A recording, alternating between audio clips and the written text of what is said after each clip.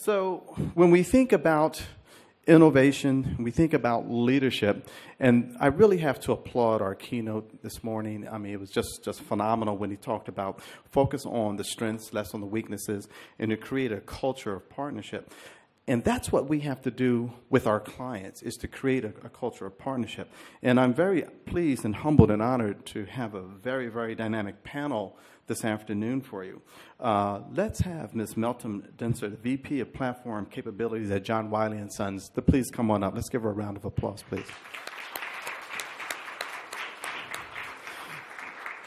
Mr. Kanwar Singh, who's the Vice President of Digital Transformation of Operations at Elsevier, my former stopping grounds. Come on up, Kanwar. Now, this is interesting. Our next panelist, I called her the other day just to do a briefing with the panels, as I always do. And I says, you know, Juanita, I think we met at a PSP event. She goes, we met way before then. I said, really? She says, oh, you forgot. Our children went to People in Europe back in 2011. And her son, my daughter and her son. So Juanita Thompson from the McGraw-Hill Education, come on up. She's the Vice President of Digital, she's Director of Digital Publishing Systems. So our format today is going to be very informative, but it's going to be very informal because we do not have any slides. I wish I had one slide to match our keynote. But what we're going to do is that our panelists is going to give you a brief overview, each of their various different background experiences as it relates to this topic. And then we're going to dive into a Q&A. Now, I want you to also participate. So I have a bunch of questions that I want to ask the panel, but please just raise your hand and we'll get your question in and we'll have our panel to address it because we want you to make a good investment of your time today as well. So why don't we start with Meltem? If you could tell us a little bit about yourself and what keeps you up at night and what you're working on. So I've been at Wiley for 4 years as of last month. I'm in charge of platform capabilities. That's all of our content technology, both existing and new. I joined Wiley as the VP of Smart Content as an individual contributor 4 years ago. I didn't exactly know what smart content was. I came from financial industry versus not so smart content. And I was given this gift of 6 months to come with a plan for a plan. So I spent a lot of time with the business folks and the technology folks just to understand what the problem space was and how we would address it. And it actually turned out that the problem we were trying to address was not necessarily smart content. The problem we were trying to address is that how do we create content that is ready for the future? And how do we create content that actually enables Wiley to innovate and serve the purposes of the customers within the dynamically changing environment that we're in? So we embarked on this platform strategy, and that's what we're doing now with about a couple of hundred people. So we are building a web-based platform, putting web as the first thing. Not just building a technology platform, but also contributing into open source communities. We signed up with W3C and actually pushing the W3 standards to help us with the publishing, nature of the publishing. So we have embarked on sort of building the new technology to enable Wiley to innovate and live with the parameters of the changing world. That's what I do. Beautiful. Kanwar? Thank you. My name is Kanwar. I'm Vice President of Digital Transformations in Elsevier. My role is primarily focused on 3 key topics. I think they're probably close to most of us sitting in this room. The first area that I focus on is how do we build a digital native supply chain. In the business which we are in content fabrication, the supply chain is a bit fragmented and it goes through a number of steps. It is digital in shape, but it's not digital first. So how do we create a digital first and create an experience for our users, our authors, our readers that's much closer to a digital economy? The second part of the role is to create similar to what Dan mentioned, creating a platform that reduces the life cycle of bringing this content to a much quicker, much complete, and much better quality. So creating a platform which is more service-oriented and working with partners like MPS, where they can plug in their pieces of technology and give us value add, get external core competency, and expand the production network. And third area that we focus primarily is on identifying what are the emerging content standards and content, something like how do we identify more value out of content? How can we make the content more smarter? How we can make a network economy or a networked between the content components that come to us. It's a big organization with huge assets that we have, and trying to leverage them on a real-time basis. So these are the primary three main areas in my role elsewhere. Juanita. So I'm currently the Director of Digital Publishing for the professional group of McGraw-Hill. My primary responsibilities, I manage a team of project managers for digital content from various forms of multimedia, and ensuring that our content is viable, that our content is what our users and our customers are interested, and to steal a word, one that our customers are very, very excited about using. Though it is medical content, and though it is science, my team is really engaged in making sure that the content is viable. What keeps me up currently is accessibility. WCAG 2.1, not 2.0, 2.1, because that just happened less than a month ago. So in trying to figure out the best way to integrate our technology that accounts for accessibility into our workflows, and to create that content, not just on new content, but also legacy content within budget, and still ensuring that our content is viable and it's profitable, and that our customers can utilize it. I've spent many years, more than I will share, but this week is actually year 3 of my second stint at McGraw-Hill. I was with McGraw-Hill previously in a different capacity, working on ELL content. I did that for about 6 years, and then I think we all know what happened in 2008. Things just kind of went. But I'm back, and I'm excited to be in the digital field, and ensuring that we are ready to be innovative and to ensure that our content meets the needs of our customers. Excellent. So the topics that we're going to pursue today, this afternoon, we're going to pursue innovation. We're going to talk about culture. We're going to talk about mobile. We're going to talk about roles and some other potential topics that we hopefully will have time to get to. We'll talk about supply chain and talk about who's the maestro of the orchestra in your organization. Talk about the critical path of the article, critical path of your customer. So to kick things off for the panel, let's talk about innovation. And let's start with a very, very simple but challenging question. How does your company define innovation? So Darrell sent us the anticipated questions last night, and this was a challenging one, so I had to think about it. So we do have a lot. So innovation is an important part of Wiley. So we have all the usual, the innovation challenges, the initiatives, the top 20 selected ideas, and all that stuff. But I thought, sort of going back to a few years ago, what excited me about coming to Wiley in the first place was, so I was in a company event. So I heard our CEO back then talk at the stage, and he said, Wiley is a 200-plus-year-old company, which is true. It's very impressive. It started as publishing fiction like Charles Dickens and Melville, and then it moved to publishing scholarly and technical research. during the industrial evolution. So the CEO back then said, Wiley has been around for so many years. We lived through the industrial evolution. We lived through the steam engine. We lived through Great Depression. We lived through 2 world wars. During all of that, the world has changed.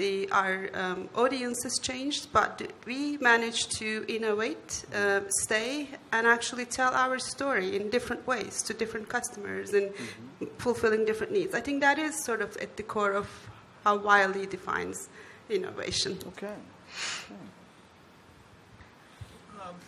I think innovation in our organization is probably the most frequently used word. And the depth behind this is how do we want to position ourselves in supporting our end customers get the necessary results. So the theme that we call is the organization of the past was read this. This is a good research article. This is a good book. Read this. But the theme in which we are working towards is now do this. So from read this to do this is a big jump. And to do this, there needs to be a number of credible sources that how we are able to provide tools, how we provide decision support in creating that easy job. So our innovation is centered around how we make our customers find solutions to their problems. Be it a researcher looking for funding, looking for co-researchers, looking for the right topics to make his research material more palpable, helping pharmaceutical companies in their drug discovery time, providing the necessary decision points. Because we know the solution lies in the content somewhere, but how do we make those connections in making those decision points? So a lot of debate happens there. There's another part of innovation where we focus on can we do a job better? Can we challenge the model in which we are currently doing business? Is this sustainable? Is the model in which, especially the part of the business I represent, which is operations and responsible for production, innovation in our day-to-day language is, why do we do this way? And why not think, another common term is the Silicon Valley way, right? What is a disruption for us in this industry? So it's a quite of a balance, but primarily the focus is around understanding the customer needs and trying to pivot our solutions towards them. So about 3 years ago, McGraw-Hill decided to change its tagline to being a learning science company. And you say, well, what does that mean exactly? And behind that is the theory that because learning changes everything. And in thinking about that, as a company, we had to dig deep and try to decide, well, how do we implement that and what does that mean? We wanted to be in the business of learning and teaching. And to combine those two things means that we have to then learn as well. Finding ways to directly improve the outcomes and the achievements of our company means that we have not just walk the walk, talk the talk, we also have to be dedicated to how that becomes implemented and what that looks like. So this whole question that you posed brought me back to a post that I remembered reading 2 years ago by someone, I think in our research group, who talked about going into his favorite Mexican restaurant and how he could be served in and out in 35 minutes and not feeling rushed, not feeling that he had been, pushed out in some way. And he thought to himself, well, how does that work? And what's the secret of that? They don't assign waiters to tables. They assign staff to functions. So one person delivers the food, another person refills the water, another one brings the check. And then they have 2 people solely dedicated to seeing a need and fulfilling that need. And so this created an environment where the customer is never waiting, there is never a need, and there is always someone there to fill the gap. So they had actually rethought their whole process without spending any extra time or adding any additional help. So by changing the process, they eliminated customer waiting, they created happy customers, and the turnover of the tables were faster and they made more money. So what's the point? While we work in a different industry than Mexican food, restaurant, and service, we can continue to try to develop the most amazing technology products and create greatest innovation that can come from what we already have, our greatest resources, which are people, and then improving the process. This morning over coffee, Melton and I were having a discussion with one of your colleagues, and to that point, we talk about the whole issue of peer review and why does it take so long? And could you share with our audience that story and also where do you think the fix is? Sure. So we were talking about this study somebody in my group did a couple of years ago. So when we were building this new platform, we wanted to find out what pain points we wanted to address and how do we get our average time of accepting an article and publishing all the way through in one of our online journals, and how do we get that from, let's say, 140 days to 15. We thought that we had a lot of inefficiencies in the content production cycle because that's what we were building. So we did this whole time and motion analysis, and we found that most of the time spent was actually in the peer review cycle, and most of the time spent within that peer review cycle had nothing to do with technology or whatever. It was just people waiting around and not getting around to coming back with their feedback.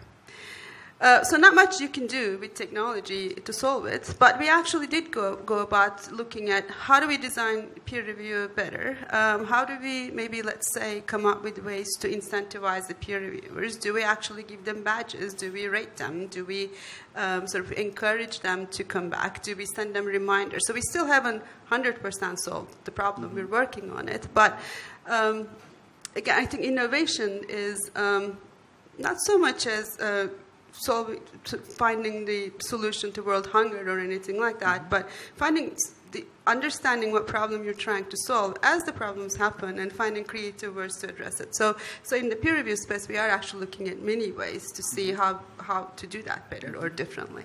So Kanwa, Juanita gave us a very unique example of the Mexican restaurant where utilizing existing resources but delivering better service. From your vantage point in Elsevier, and I have to say I'm biased because I worked there for 11 years, Elsevier, when people will come to work for Elsevier in my group, we said, get ready for change because we change every 3 months because it's always adapting in a very good way. How do you see applying that philosophy that Juanita talked about into the workflows that you work there at Elsevier? Because Elsevier has acquired, I think, everything on earth. They haven't acquired Amazon yet, but I mean, with all of the different aspects that Elsevier is getting involved with Pure and SciVal, et cetera, how do you rearrange all of these chairs again? And who's the maestro? So I know it's a very difficult question, but yeah, I think this question is coming back. Right? This is the tough one. So the way this is now going into the realms of the culture.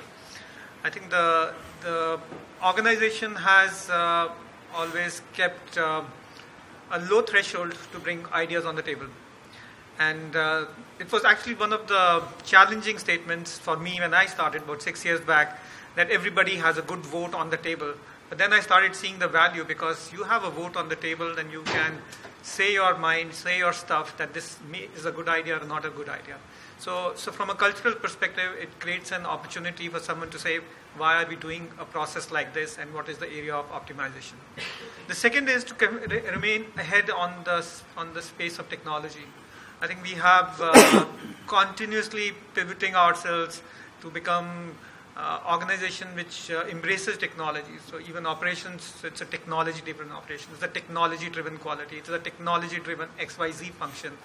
And that keeps us, the team, quite on the toes to do this. Not saying that it's not similar for other organizations, but something that differentiates as a cultural that I've seen is that you can bring your ideas on the table, you can leverage the technology factor. And last to add to this is the openness to experiment. I think we know all technology would, there is a promise and there is a delivery component of a technology. unless until we experiment and we are open to see the failures where it is failing quickly or failing easily or failing, giving us feedback, then creating those into the right tangible data points that can help us in modifying our processes. So that's the dimensions, the facets in which the organization embraces process change. You know, every organization has its strengths and its weaknesses, right? Its capabilities. But no one organization can have it all. And that's where vendors like MPS can really, really be of a great value to publishers. What is the best practice in working with your vendors to ensure that, you know, the vendor is one with you in your company and your vision? I'm very curious to understand, how do you cultivate that relationship? How do you build it so that it's truly a win-win relationship? I'll take that. I do feel strongly about this. I think the key is, one of the key things is it's not so much as the vendors, it's the partners. So I'd like to choose partners who actually have the same philosophy and approach to how we do things. I think Rahul and I have known each other now for almost 4 years. He was one of my very first meetings when I joined Wiley, and I did a huge headache because I had no idea what he was talking about at that time. But then the industry was very new to me. But I think we've learned about each other along the way. We've sort of been watching each other, and we kind of have a similar philosophy on how we approach technology solving problems. So I think once we find partners who have the same philosophy and approach, and also complementary things that get put on the table, then that's how we work with the partners. And then my teams are programmed that way, that then they are part of the team. It's not a transaction. It's not an exchange. We have the same goals, and we work as a team, and that's when we get success from our partners, vendors. When things don't go well, usually when there are barriers and walls between two sides, and then you're expected to sort of throw things over the wall, and when things go wrong, it's somebody's fault, then it doesn't work well. Juanita? I would say that it's important to understand that it's a journey that you and your vendor take together. You have to have a goal in mind, and yes, definitely become partners. Partnerships are important so that you understand that it's not steps 1, 2, 3, 4, and we have to hit those. It's important to understand that sometimes it's step 1A, B, C, D, and then we come back to 2, and then we move forward. Also understanding that being innovative means that sometimes the goal has to change along the way. You may have a big picture goal, but sometimes you need to hit and create smaller goals in between in order to hit the bigger picture. So, but how do you communicate that internally when 6 months into the project you have to go back to your manager and say, you know that budget I asked you for? Well, we're going to have to modify that a little bit. Well, it's as was in the one slide deck, ongoing conversations. You have to have ongoing conversations. You create a goal that's larger, that's going to have a larger impact, not just on you, but your group and your division.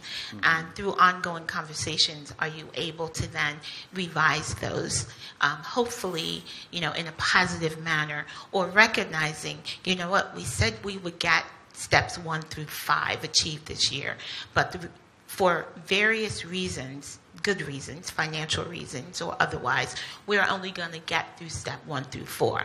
But conveying that information from the beginning and those ongoing conversations will help that. Innovation takes time. And I would say one of the biggest keys is flexibility. Kanva. I think quite covered already, but let me add a couple of more points. I think the maturity of a vendor-client relationship in this time frame is to understand there is a transformation, and this is transformation on both sides of this relationship. As we publishers, most of us, transform our business models, so goes for our partners. And for partners to, and in this transformation, the solution is somewhere to define what is the next mature maturity of a business model that makes a win-win combination. If you try to make win one and lose other or lose one, this is not going to work. And that's where I think communication plays a very critical role. And the openness of both sides, right? It's not just the vendor that has to be open to hear what the client is saying, but for us as well to be open to hear what are the real practical challenges. The value game has to be net positive. And we have to define new business models in this relationship. That helps in the journey. So when you're talking about defining new business models, now you're talking about a very holistic approach to your management involving your CFO, your financial business controller, whoever, along with the folks in sales and marketing and pulling it all together. What is the process to make sure that everyone is on the same page? One size doesn't fit all. I think there is a gut to begin with. That what is the model? So I think one of the thumb rules we have been speaking for years is the unit. What is the unit of trade? And we typically in this part of the industry say page is the unit of trade. Let's say how much pages, how much production, and there could be various facets of getting more content out. So how do we challenge? And what's the gut behind that? What is the new unit of trade? The second is what we think is data-driven. So moving from gut, that how do we experiment this gut into some tangible factors. And third is an open discussion. It will iterate. It will be not hit the bullseye in the first go. But if there's a healthy communication, then we have seen maturity coming in transformation and building new business models. Communicating this up the value stream with CFOs and vice versa, working with partners like MPS, needs a very healthy dialogue. And sometimes these are tough conversations because nobody knows what's the end game. And probably there's no end game. It is an iterative stage through which we keep on innovating. I just wanted to add that I think rollout of any process change is critical. Planning the rollout, how it's rolled out, can be very, very difficult. There's a natural fear of change, and in some cases, fear of a new technology and understanding how it's going to work, how it's going to be accepted. So you have to provide consistent and well thought out and documented guidelines to help those that you need to bring along on that journey. But the most important, in my opinion, is inviting the users to the table. If you don't invite them, or if they don't feel that they've been invited to the table, then there's a natural resistance that occurs that only creates a barrier or a wall to you moving forward and to helping that change to actually occur. Make them feel that they are an integral part of the development of the change. You want the naysayers and the yay-sayers to be involved in the process. I'm currently working on a project with you guys where we are looking to actually change the way that some of our content is published. So rather than going through composition to XML to online, we will actually go from XML to composition.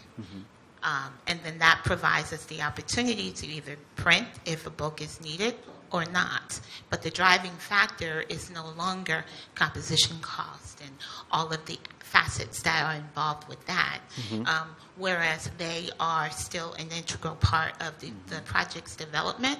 They are not driving the bottom line as much.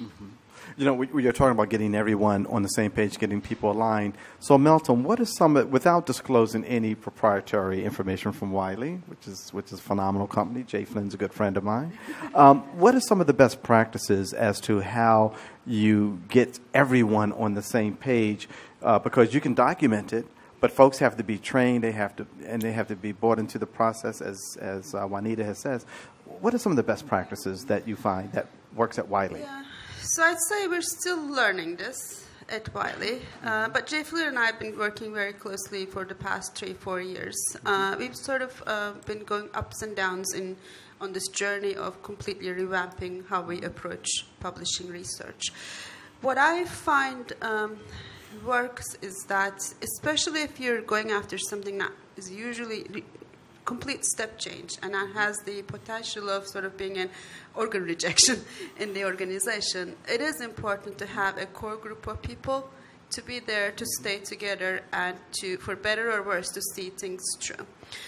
We've also experienced, for all the good reasons, we have newcomers coming in, coming out, questioning, so you always have to explain, and no documentation is actually good enough. So I think where it works is that when there is a cross collaboration across multiple disciplines, and people actually sort of are on the same page on approximately where we want to go, and they're willing to adjust along the way to do that. Well, I have dominated the microphone all afternoon, and want to see, is there a question that anyone has in the audience for our esteemed panel? Because I have a lot more questions. Okay. Yes, there's a question there. For anyone, what do you do when you build it and you want to roll out a test model and show it off for the first time, and you get a lot of negative comments? I have a lot of experience in this one. First, you go and have a good drink. Come back and cry a little bit. and then we've actually experienced this because we rolled out something to one of our other partners, and because of some disconnects in messaging and stuff, they said, this is not what we were expecting. This is not going to work out for us at all. So we had to step back and actually try to be as objective as possible and look at it from the other person's perspective. And then we went back in with the newcomers as well. And we said, you know what, we're going to go back and show you what we have. And we're also going to make sure you understand this wasn't the finished product. So one of the things we did was we put the half-finished product in front of everyone. And one thing I know from the publishing industry is people don't like half-finished products because people are very used to beautifully printed books and beautifully printed journals, and they know exactly what the index says before they actually commission writing that book. So people don't like version 1.0 stuff. So now we're actually coming back from it, and then they gave us feedback. We said, you know what, we built great technology, so we can change it. It's flexible, and we're just going to get over our sort of rejection, fear of rejection, and we go right back in. There's nothing else we can do. Kanvar? Don't blame the supplier first. So I think the learnings, and it happens more or less every time, because the offtake of any new technology rollout in a complex, if you have to reach a 3 sigma quality level straight away with a new system, it's a very uphill task.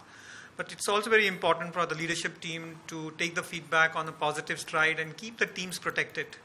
That impacts a lot of morale and gives them the energy to, how do we twist it around and say, this is feedback that any product team wants to make their platform, the service, the process, whatever we want to do. So protecting the team and focusing on the key takeaways, eliminating the noise, and there could be personal passion and so on and so forth out of it, and keeping it objective is a really important step. And without this, I think killing a project on a 1.0 is the biggest risk for any organization. It goes really against the vendors as well, because they start losing their confidence that whether they can deliver, and from a confidence within the organization, the ability to mature a process to reach a level of output which is acceptable to business. I would say separating the noise is critical.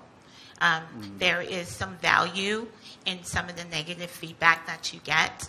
You have to try and harness that information. I, too, have been knocked down. You pick yourself up, dust yourself off, you make a new plan.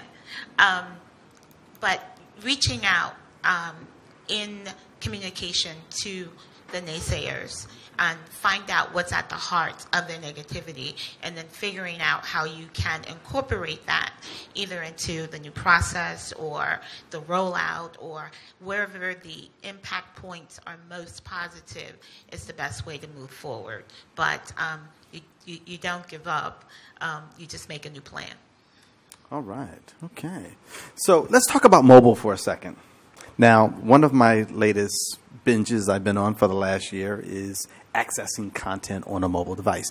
Let me ask this question. How many in the audience love, I mean really love, to read a PDF on your mobile device? Please raise your hand.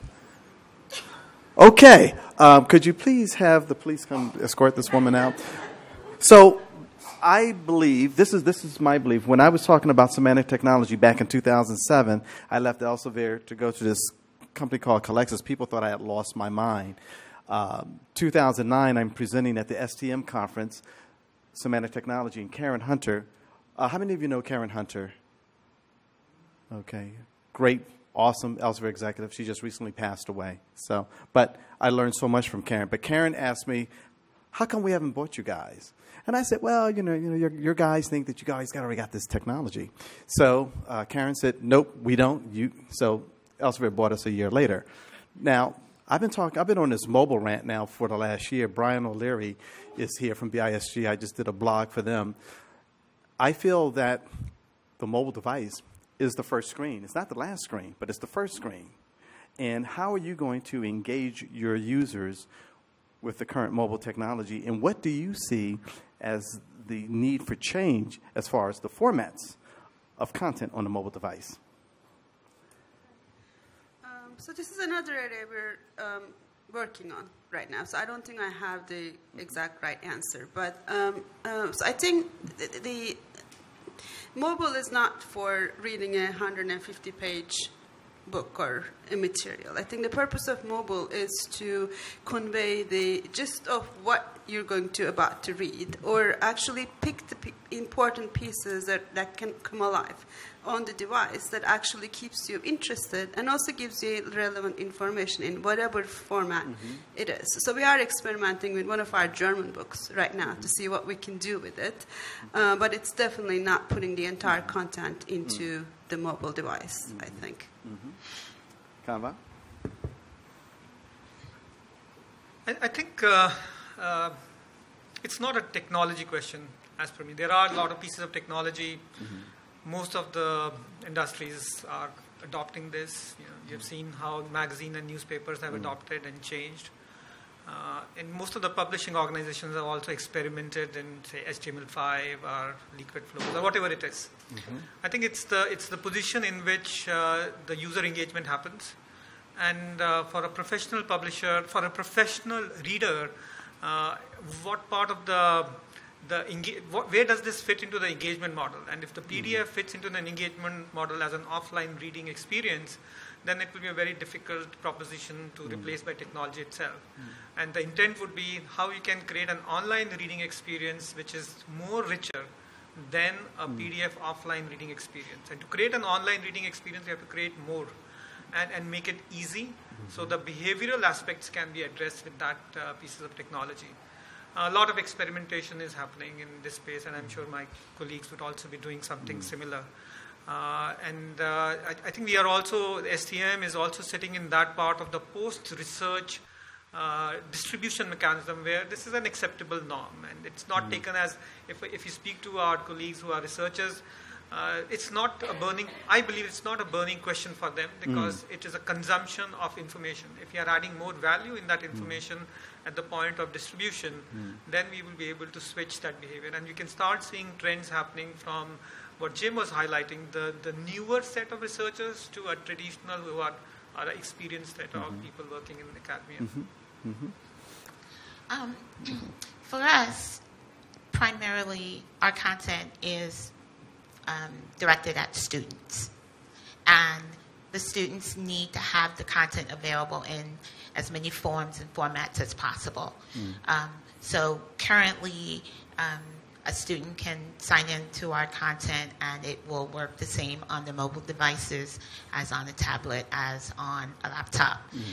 That's something that we recognized early on as a need, and knowing that because of our users in the market, that if that was not something that we took care of early on, and it's constantly being developed and improved because browsers change and formats change and products change, but it is something that we recognized early on as something that we had to make sure was taken care of from the beginning. Okay. It's time for the magic wand question. If you could wave your magic wand, what is the one innovative thing that you would want your company to do today? This was not in the list. It's the magic wand question. It's the Joker question.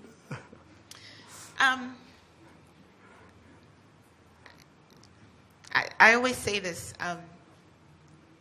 to my team: the magic wand doesn't exist. We need to keep saying that over and over again to, to our editorial teams and to other stakeholders that we work with.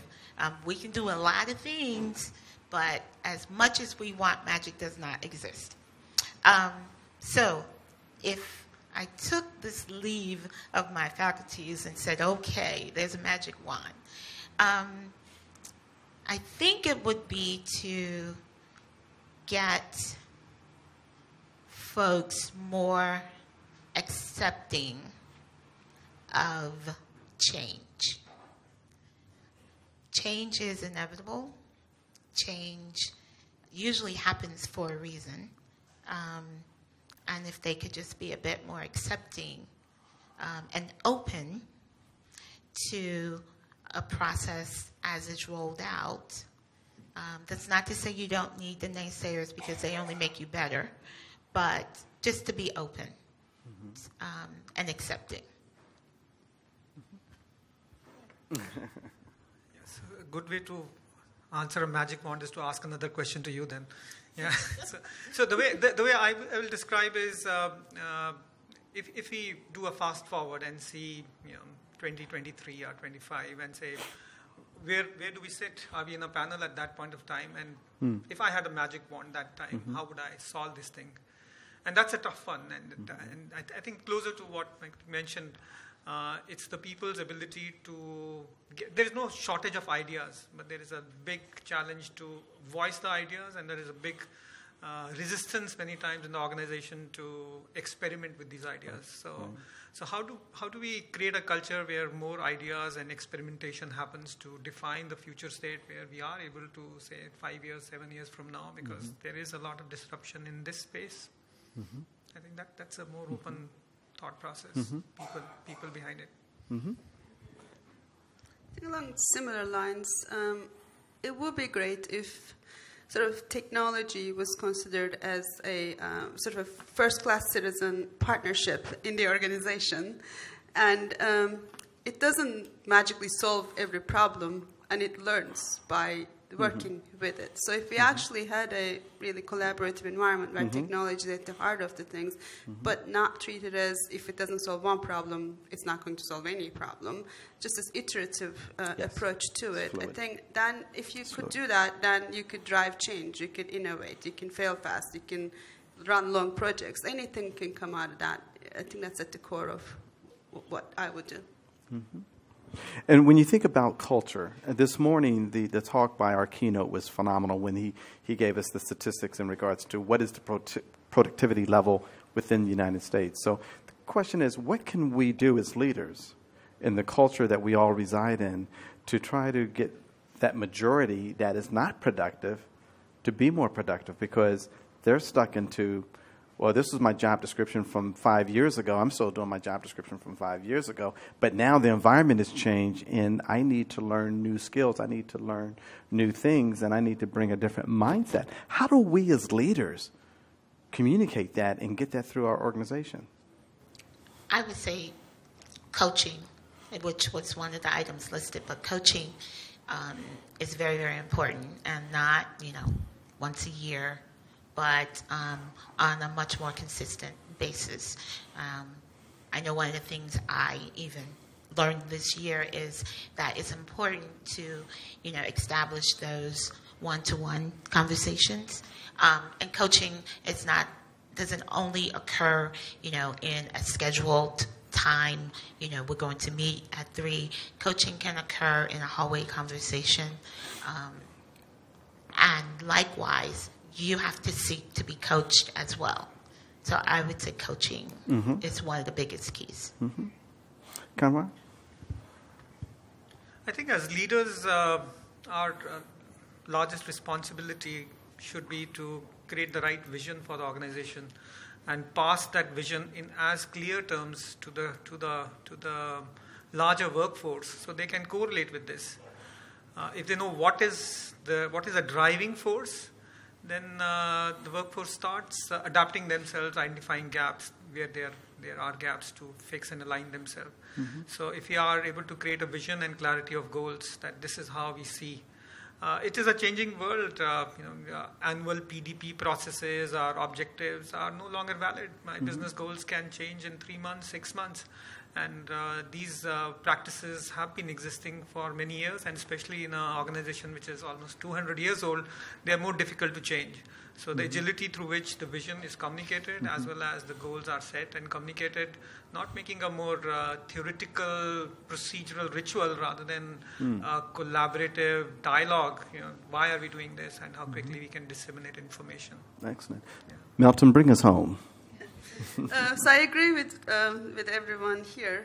The other thing I do usually is just go and talk to people in the organization, not our people, but anybody in the organization. So we went from just by myself to a I think 150, 200 people organization by picking a lot of the people from somewhere else in the company. Most of the time, I think about half those people who don't think that they have skills to apply are actually brilliant people and who know their spaces and they have potential to learn more. So the more you talk to them, the more you can point to and identify certain individuals you can bring. And when they come in, their friends know and they come in. So that's how I approach it. Mm-hmm. Ladies and gentlemen, we are done with our session today, but let's give them a big round of applause.